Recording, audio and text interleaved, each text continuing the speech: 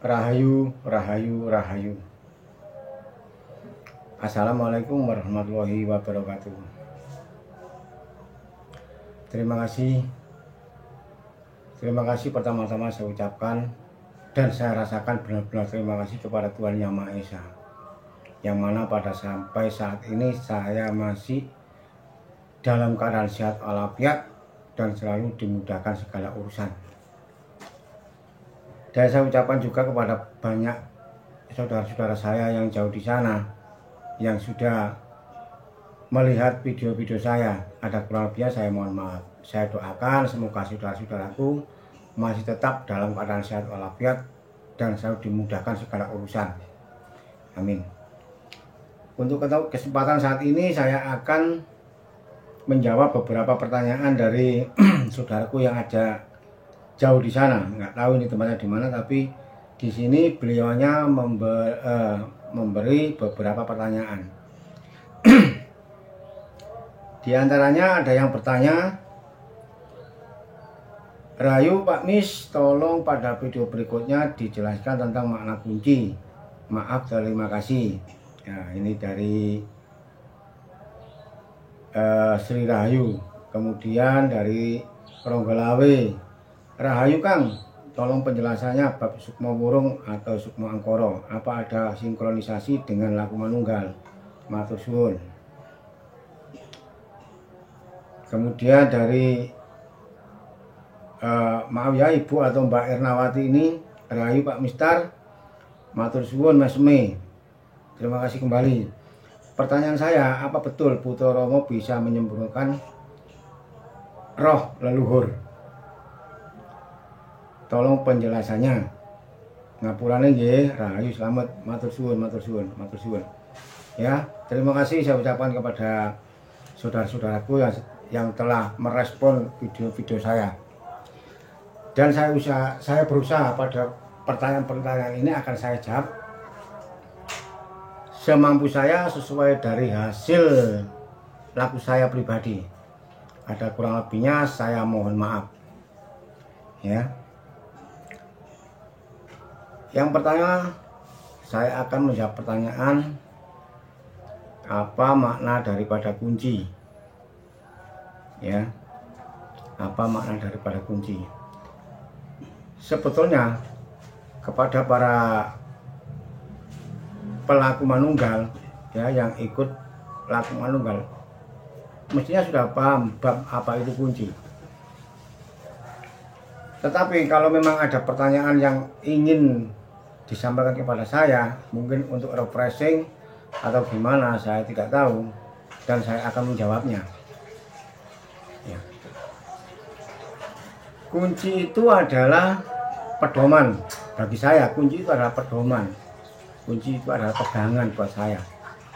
Kunci itu hidup, ya, kunci hidup. Ya. Jadi sebelum saya berpegang kepada syariat agama atau apapun, saya harus berpegang teguh kepada hidup. Ya, jadi kunci itu hidup. Makna daripada kunci adalah kumpul nunggal suci. Ya, kumpul nunggal suci. Artinya kumpul nunggal suci itu kita ini terdapat roh suci, dan yang mempunyai adalah Maha Suci, yaitu Tuhan itu sendiri. Jadi kumpul nunggal suci itu kumpulnya apa? Ini juga satu pertanyaan. Artinya kumpul nunggal suci itu yaitu mengumpulkan. Jadi apa yang ada pada raga kita, yang terlihat maupun yang tak terlihat, itu bagi saya semaksimal mungkin harus kita tentramkan, harus kita netralisir sendiri dengan cara dikumpulkan, dimanunggalkan dengan kunci itu sendiri. Adapun kunci itu ada mantranya, bisa disebut unen-unen kalau dalam bahasa Jawa, dan itu ada mantranya, dan itu sangat sakral sekali bagi saya, sangat sakral sekali. Kunci artinya kumpul nunggal suci. Kalau mantranya kunci, Gusti ingkang Maha Suci. Ya, Gusti ingkang Maha Suci. Itu adalah sastra Jawa yang artinya Gusti ingkang Maha Suci itu, Gusti itu bagusnya hati. Bagusnya hati, baik-baiknya hati kalau dalam bahasa Indonesia. Gusti itu bagusnya hati. Ingkang Maha Suci, ing kagungane Maha Suci. Ya, ing kagungane Maha Suci. Jadi bagus-bagusnya hati itu hanya milik Tuhan, yaitu Maha Suci. Begitu. Kemudian kula nyuwun pangapura. Kula itu artinya laku langgeng. Nah, yang laku langgeng itu siapa? Yang laku langgeng itu adalah hidup, ya urip rumah dhewe sing laku langgeng. Jadi kula iku laku, lo iku langgeng. Kula laku langgeng. Lakune urip, lakunya hidup ya. Nyuwun pangapura. Nyuwun artinya nyuwita nunggal. Maksudnya nyuwita nunggal itu kita ini benar-benar merasakan adanya hidup. Kita ini benar-benar bersama hidup. Kita ini benar-benar bersama Tuhan. Merasakan sesungguhnya bahwa apapun pergerakan pada diri kita, apapun pergerakan yang ada di alam semesta ini adalah tak lepas dari gerakannya Tuhan. Kalau diibaratkan secara gelar, wayang itu kan nggak bisa bergerak kalau nggak digerakkan oleh dalangnya. Lah wayang itu kan wayang hidup, yang menggerakkan dalangnya juga hidup, kemudian dalangnya yang menggerakkan juga hidup. Intinya begitu. Jadi nyuwun itu nyuwita nunggal. Artinya nyuwun itu minta, nyuwita nunggal itu nyawiji, menyatu. Jadi kita ini minta bersatu kepada Tuhan. Pangapura. Pangapura itu artinya pangayomane Rama. Atau dalam arti yang lain, pangapura itu pengampunan. Jadi kula nyuwun pangapura, laku langgenge urip, nyuwita nunggal, bener-bener manunggal karo marang Gustine. Nyuwun pangapura, pangayomane Rama. Artinya pangayomane Rama itu pangayomane Tuhan. Rama itu rasa manunggal. Rama itu rasa manunggal. Jadi kita benar-benar merasakan manunggalnya rasa dengan Tuhan. Apapun yang ada pada diri kita ini tak lepas dari kuasanya Tuhan. Tak lepas dari geraknya hidup. Ya, obah pola hidup. Begitu. Nyuwun pangapura dumateng Gusti ingkang Maha Suci.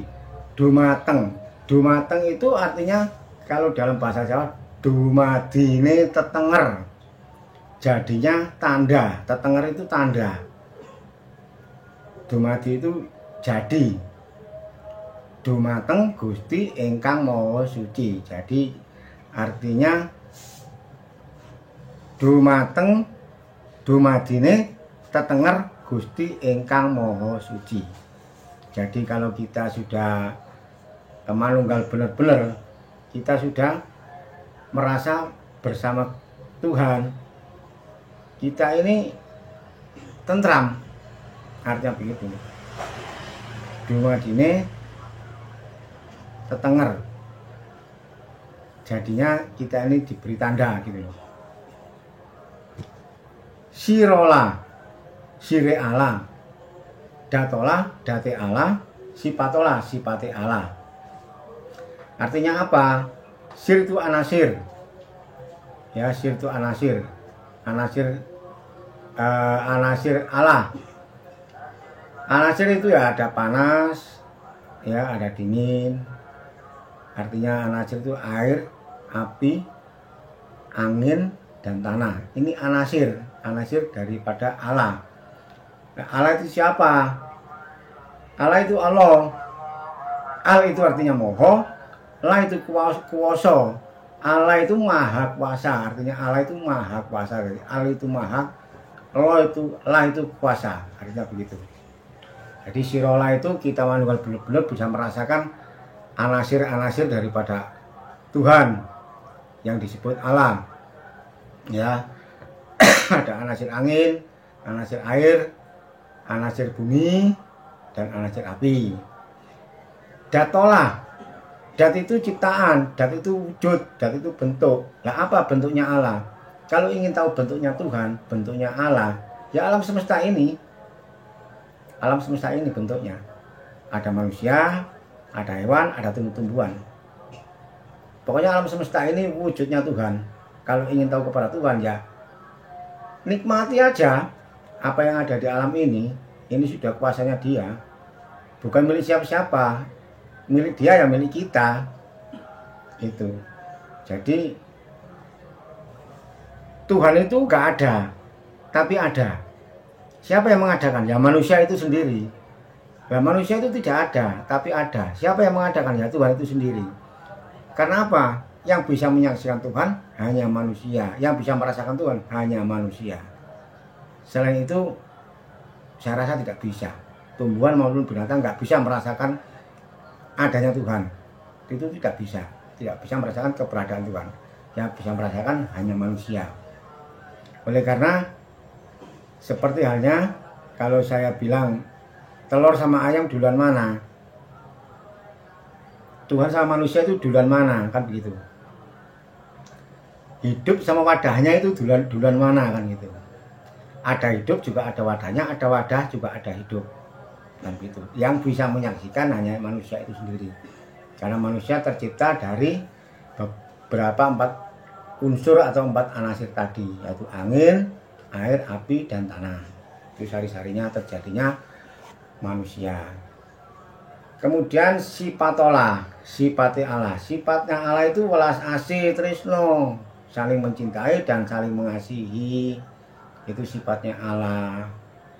Seberapa besar dosa manusia, kalau ingin bertobat dengan sungguh-sungguh, Tuhan pasti mengampuni. Nggak ada, nggak pernah. Gusti Allah itu nggak pernah menyiksa manusia. Allah itu selalu mengampuni manusia. Lawan ciptanya sendiri kok. Dikembalikan kepada manusianya. Kalau memang benar-benar ingin tobat, ingin baik, ya Tuhan menerima. Gak usah menunggu nanti atau nanti. Itu. Tapi ya sungguh-sungguh, sing temenan, tobatnya sing temenan. Itu. Nanti kalau keadaan terjepit, baru bertobat. Nanti kalau sudah nggak terjepit, lupa lagi. Ini namanya mempermainkan Tuhan. Gitu. Artinya begitu. Jadi sifatnya Allah itu welas asih tresno, Rahman Rahim, Maha Pengasih dan Penyayang. Itu sifatnya Allah. Itu sifatnya Allah, ya. Itu sifatnya Allah. Jadi seberapa dosa manusia, seberapa kesalahan manusia. Kan di sini saya pernah dengar itu dulu waktu saya masih belajar tentang keagamaan, ya. Ada yang bilang dosa yang tidak terampuni itu misalnya menyekutukan atau syirik, menyekutukan Tuhan itu tidak terampuni. Dosa yang tidak terampuni. Nah, terus yang syirik itu yang gimana? Yang musyrik itu yang gimana? Kan ada pertanyaan di situ. Gitu loh. Ada orang menyembah kuburan. Bukan menyembah, berdoa di kuburan atau berdoa di tempat-tempat angker misalnya. Dianggap syirik, dianggap musyrik. Nah dulu sebelum ada tempat ibadah terus berdoanya di mana, kan begitu. Leluhur dulu. Makanya wujudnya Tuhan itu ya alam semesta ini. Tuhan itu menunjukkan eksistensinya, menunjukkan dirinya ya dengan bentuk-bentuk alam semesta ini. Ya, ada tumbuhan, ada hewan, ada manusia. Ini. Kalau mau cari bentuk Tuhannya seperti apa lagi?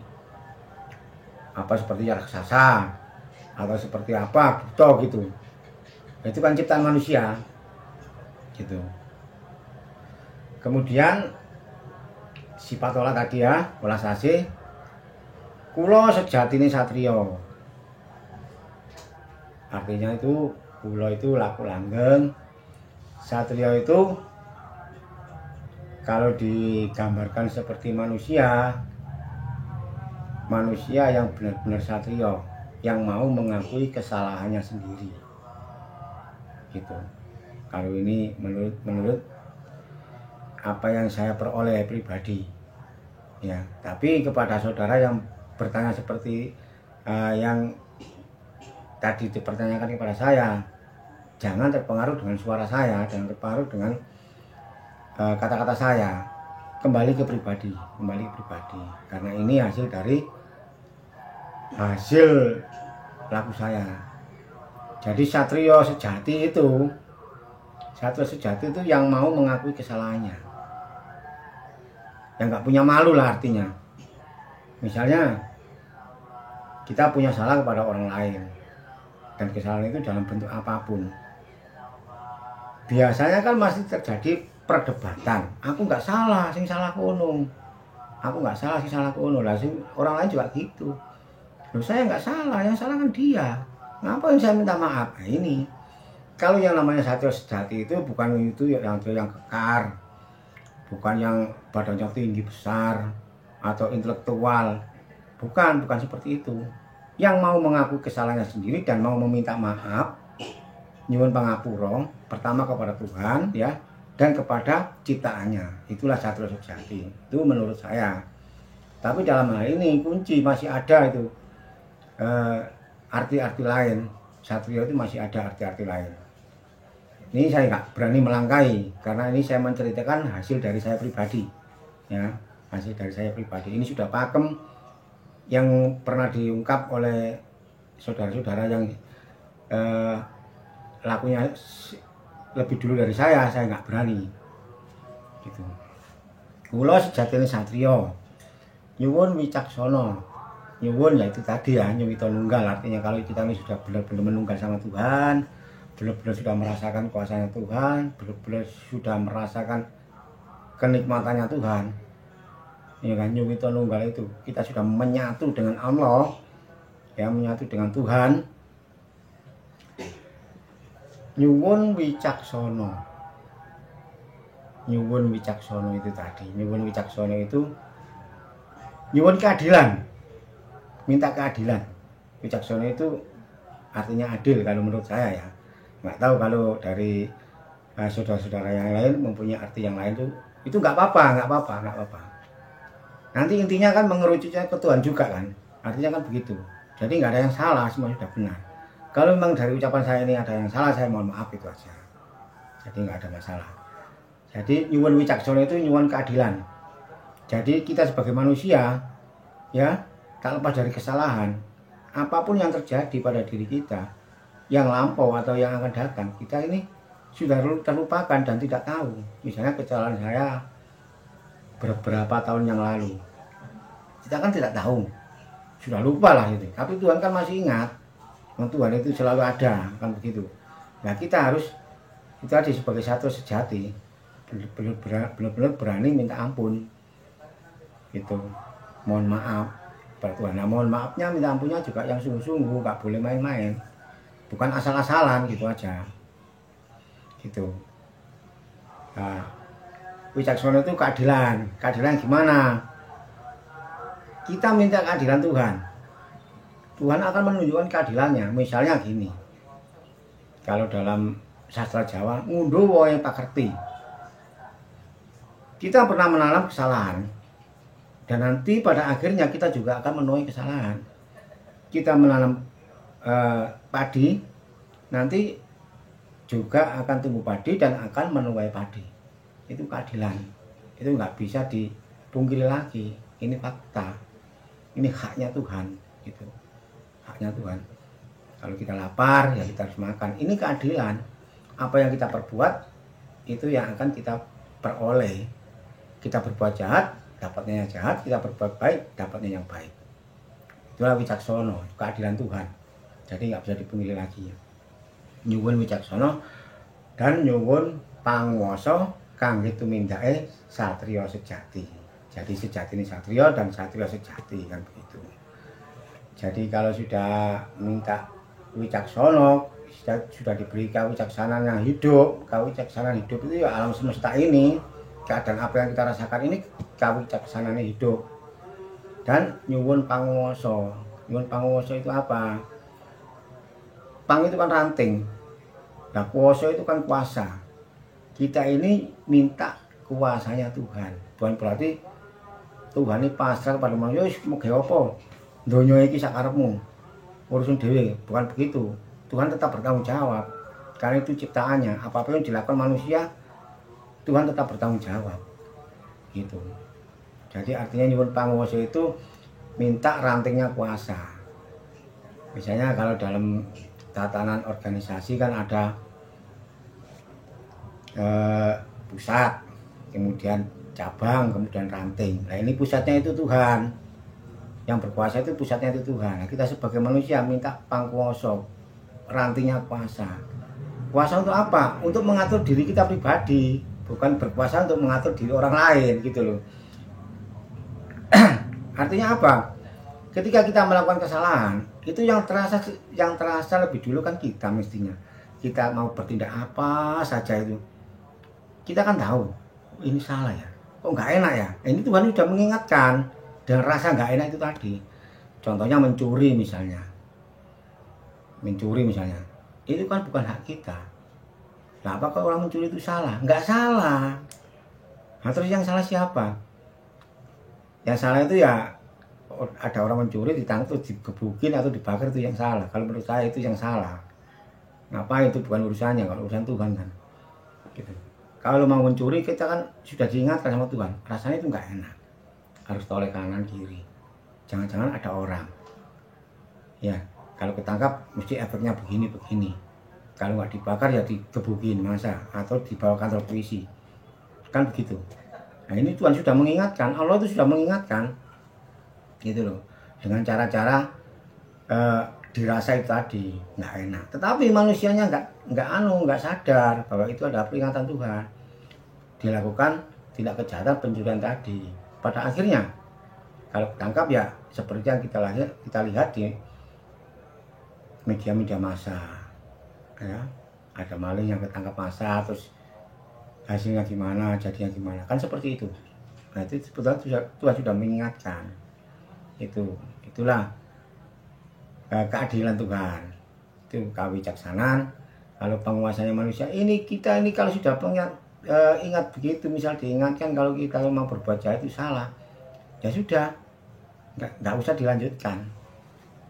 Kan kekuasaan kita, diri kita yang menguasai diri kita sendiri, pribadi kita yang menguasai, karena kita sudah bersama hidup, dan ajarannya hidup itu ajaran yang benar, nggak ada ajaran yang salah gitu loh. Kita akan berbuat jahat, rasanya juga nggak enak. Itu hidup mengingatkan, hidup itu mengingatkan gitu loh. Kalau kita misalnya mau mabuk misalnya, kita kan sudah tahu, orang sehat aja kepala pusing aja diberikan obat supaya sembuh, supaya nggak pusing. Nah ini kepala nggak ngapa-ngapa dibuat pusing, jalannya sempoyongan, nanti jatuh masuk got, luka lagi. Nah ini kan sudah menyalahi gitu. Nah ini kita berkuasa untuk apa? Untuk mengatur strategi, untuk mengatur bagaimana kita ini nggak sampai terjerumus ke hal-hal seperti itu gitu loh. Artinya begitu, minta kekuasaannya di situ. Nah kalau kita sudah bisa menguasai, kalau dalam laku agama 5 ya, yaitu main, madat, minum, madon, mateni, itu kalau kita sudah menguasai 5 angkara itu, baru kita bisa menguasai sekitarnya gitu loh. Contohnya kalau kita sudah benar-benar tentrem, sudah benar-benar bisa merasakan kenikmatan Tuhan, orang lain sebelah kita, nah itu akan terpengaruh dengan sendirinya gitu.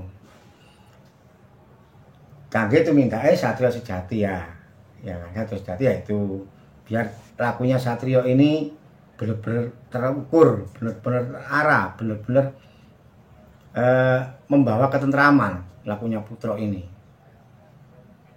Kangge hanyirnake tumindak ingkang luput, untuk menyirnakan laku yang luput. salah, begitulah. Nah, luputnya di mana? Luputnya di dalam. Kita mau berbuat apa saja, kalau memang itu perbuatan kita itu benar, itu kan enak, kan gitu. Bukan hak kita, nggak usah kita ambil. Nah kan enteng kan.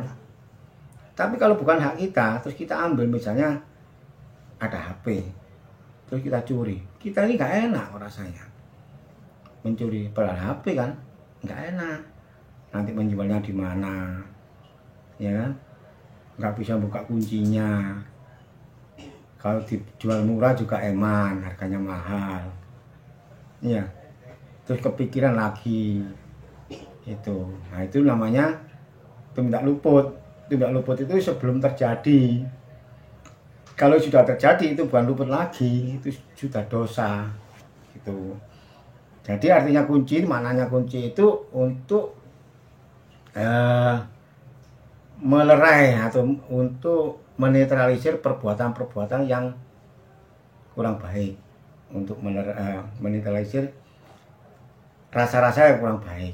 Misalnya kita mau berbuat jahat, dengan kunci saya yakin dan saya beriman pasti dengan kunci kita tidak akan lagi berbuat yang jahat, berbuat tidak baik. Kalau kita mungkin dari saudara-saudara yang awal mulanya itu dari basicnya penjahat atau gimana, dan saya pastikan ya, ini menurut saya pribadi nih, saya yakin dan saya beriman betul dengan yang namanya kunci itu, beriman betul dengan hidup itu. Hidup akan menuntun kita, akan menenteramkan kita, itu bukan main-main gitu ya.